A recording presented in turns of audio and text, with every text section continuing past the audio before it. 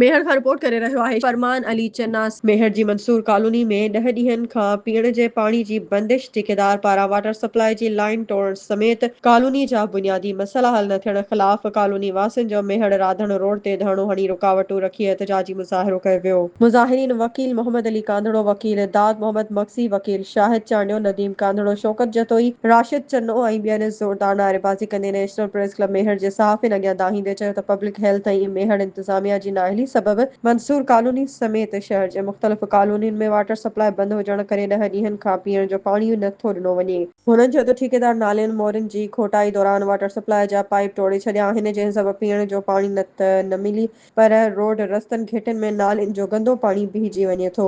हुननि चयो त असांजी कॉलोनियुनि में को बि तरक़ियाती कमु न थी सघियो आहे। केतिरनि ई सालनि खां असां दरबदर बणियल आहियूं ऐं असांखे हथ सां परेशान कयो वञे थो। हुननि चयो त पब्लिक हेल्थ खाते जे STO ऐं मेहर इंतिज़ामिया नाअहली जो अंत आणे छॾियो आहे। असीं बार बार शिकायतूं करण बावजूदि केरु दहां ॿुधण वारो नाहे। वाटर सप्लाई जो पाणी न अचण करे असीं पैसनि ते पाणी भराइण लाइ मजबूर बणियल आहियूं।